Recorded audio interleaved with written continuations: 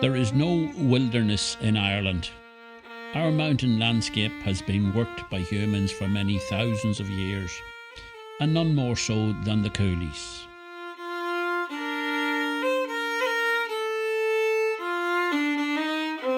The human record is visible throughout the mountains. Great burial cairns on the summits, ancient crop ridges and ring forts on the lower slopes, ruins of booley huts in the river glens. Through the turf fields and the forests we can follow the stone walls built as relief works in the Great Famine, and occasionally we can find the lazy beds where people grew potatoes and corn. The mountains bear other, less tangible traces of human activity. The generations who walked and worked these hills described and named the places they use, creating a rich landscape of place names.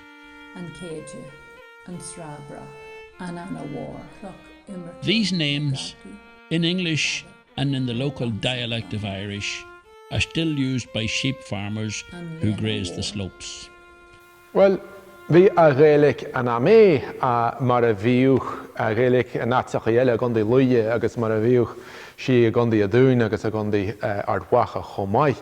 Canhain se le a bhí an seo gaalaigh a réala mar a dearmad a séla linne seo nó gaalaigh dheis ceart álu. They also tell the story of the mountains, giving us a glimpse into how our forebears used and understood these places.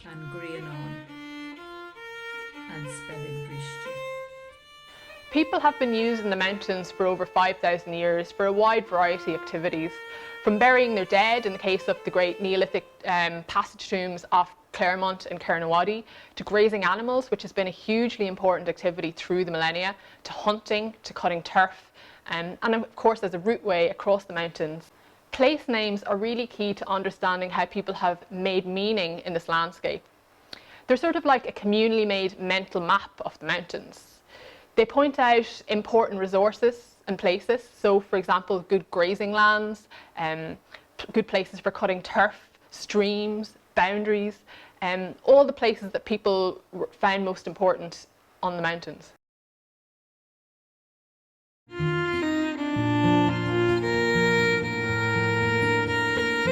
In the 19th century, the herring fisheries were thriving in Carlingford Lough, employing more than 200 fishermen in Omeath alone. The shortest route to market in Dundalk was over the mountains. Young girls and women carried fish wrapped in seaweed in creels, 2 stone apiece strapped to their backs.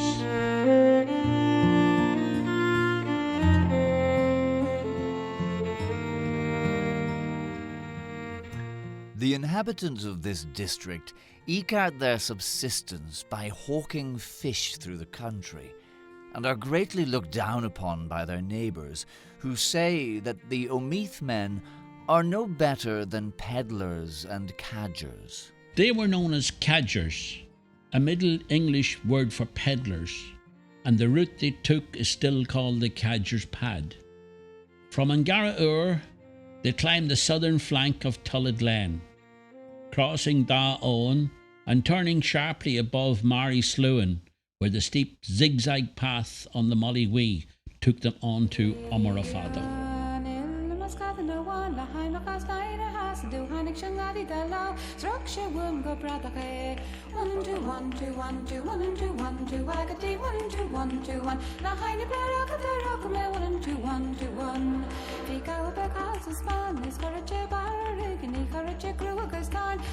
It took more than an hour to climb to the ridge.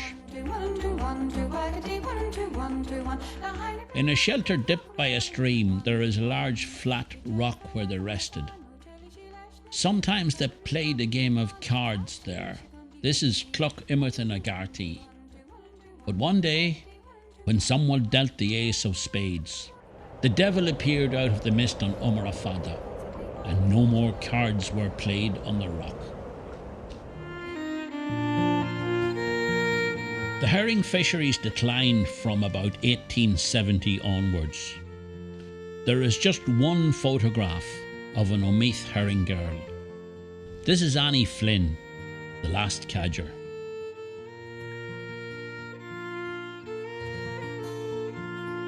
The route remained important to Omeath long into the 20th century, for driving cattle to the fair or for selling of all kinds. The last Irish speaker, Annie O'Hanlon, told what it meant to her. It wasn't unusual in the old times, when I was young, for a woman or a girl to throw a bag of hens on her back and walk from here to Dundalk, over the mountain, out the cadger's pad to sell them. That would be at Christmas time. That was common.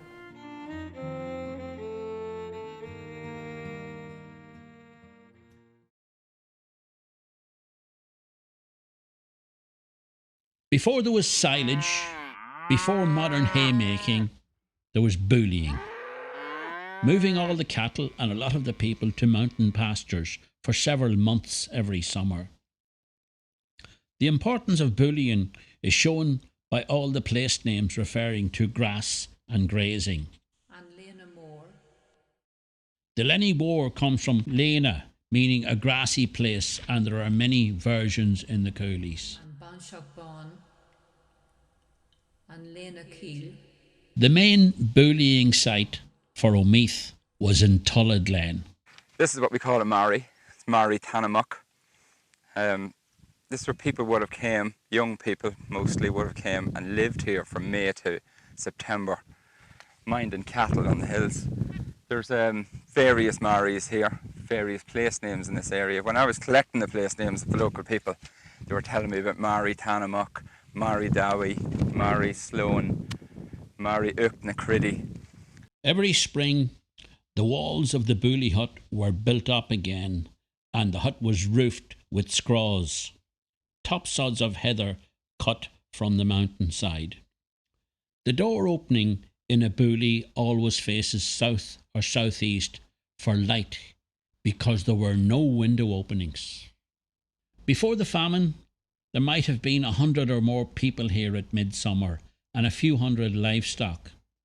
The cattle were penned close to the Bully at night for milking, but during the day the young people drove them high onto the ridges to graze.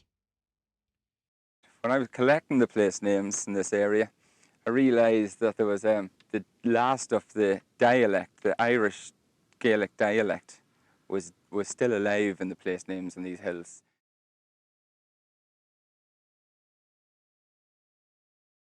Bhar daoine a Gaelic seo acu ro an Chanamann seo acu a gantar a mé. Stoilmsa an dayan is láidir an dayan Jerry den Gaelic an ur-iescart alú agus an ur na héireann. Bhí daoine costal Annabani Anluan, Pedro Sluan agus mar sin daoine a ro a Gaelic acu is na seascatí agus fiúins na seachtatí agus beidir go ro daoine a ro árainn acu in a dhéisian. It was bullying which gave the Cooley Mountains so many Gaelic place names. Chanamann Charlie a bhí an rubba costal le Gaelic Vannan, rubba costal le Gaelic Hir Chonal mar a taisi aniu. Stoilmsa an rud a suntasaí fan Chanamann seo na an focail cha. Sé sin in áit ní rómé agus níl mé mar a óla mítir a scoil aniu dearad daoine ha rómé, ha néil mé agus mar sin de agus garbé sin ceann na tríche is láidir agus is suntasaí a bhíú in san Chanamann. Women and girls played a prominent role in the Bully, milking and churning butter for sale. The men and boys were tending crops on the lowland farms, or fishing, or on the tramp for work on the big farms north or south.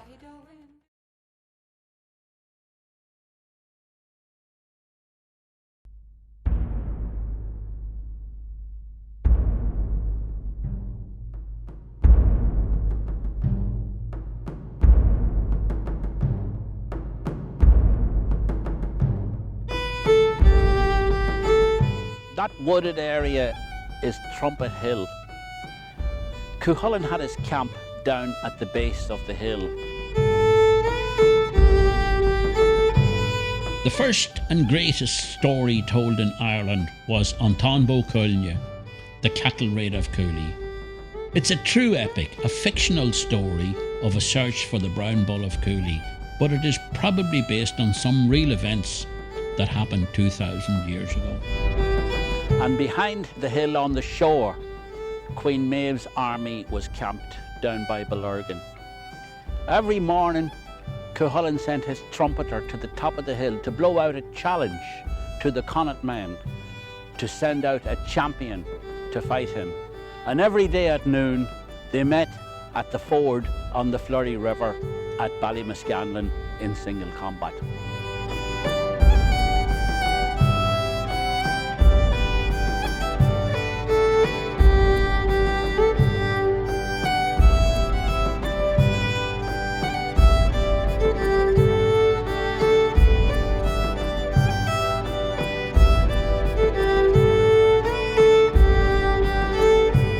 Just over the hill there is the Ballymakellet River, and there's a deep gorge on it that we call Andu Córa, the Black Cauldron. That's where the Cooley men hid the bull from Queen Maeve and the armies of Connacht. But when all the fighting in Glenmore was over, the Connacht men found the bull quietly grazing with its heifers up there at the Bronze Age fort of Lissachigan.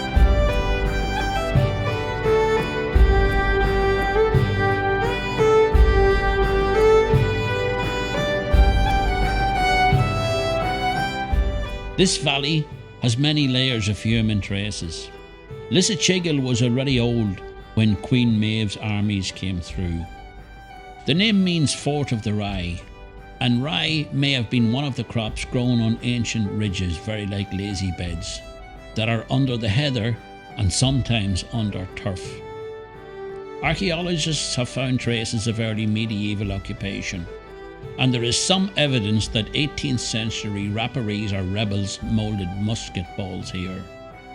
In recent centuries, the Booley huts were built using remains of Bronze Age huts. The patches of bright green on the Booley sites across the slopes up towards Carnawaddy are the result of centuries of cow dung.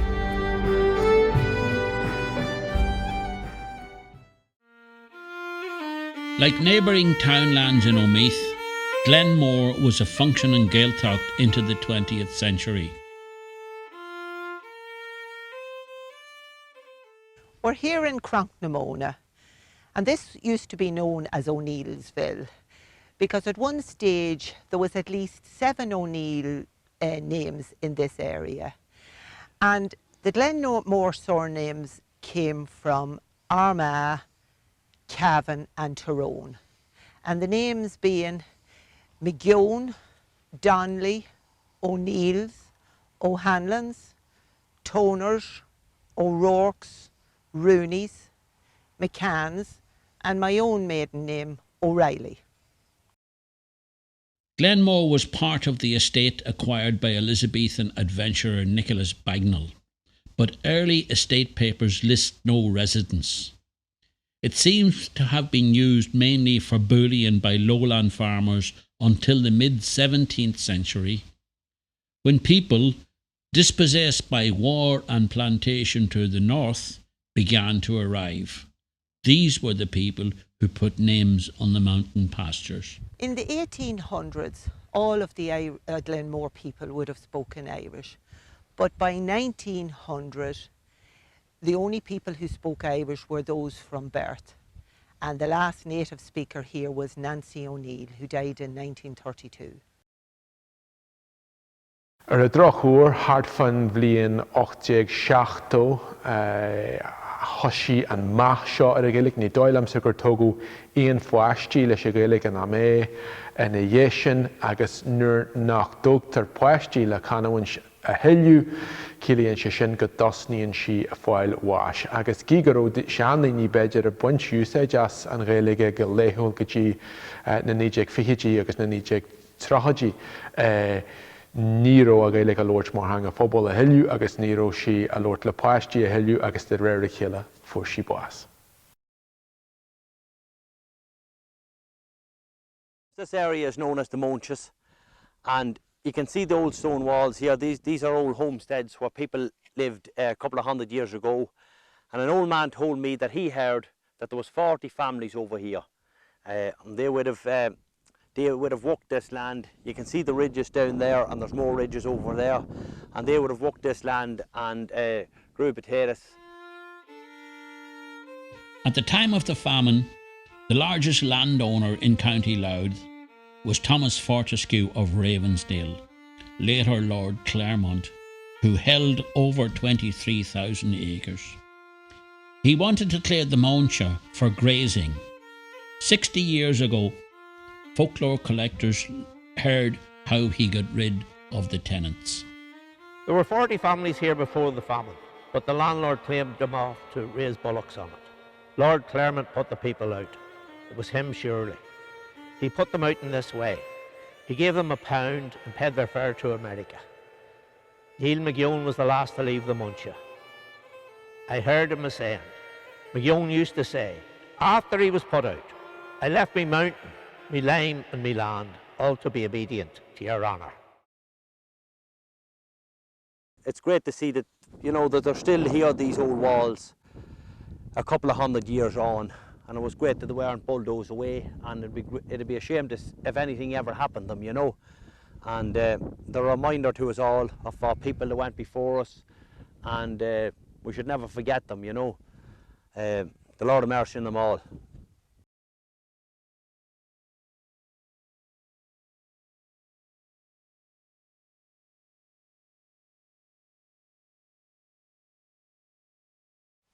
Is rud anhabhachtach ar nairacht agus is bralum a hekel go bhfuil sim mór ag na daoine a cónaíonn sa Counter Seo, sa Cooley, sa Tíordrach, sa Steyr, sa Counter, agus sa Loganamnacha a bhfuil in úsad go fáil leis na fearmóirí. Is rud íontach a hekel go bhfuil an tógra aireachta seo deanta ag an daoine seo, agus tásúlagam go bhfuil go méid siad ag dul go bra go tóchaí. These place names have a story to tell. It's the story of the men and the women who dug the land, and they carried fish, the milk cows, the churned butter, and the built the famine walls. They were our ancestors, and they've left a legacy in the place names. We should treasure that legacy, not for their sake, but for our own, because it's our story, and it makes us who we are.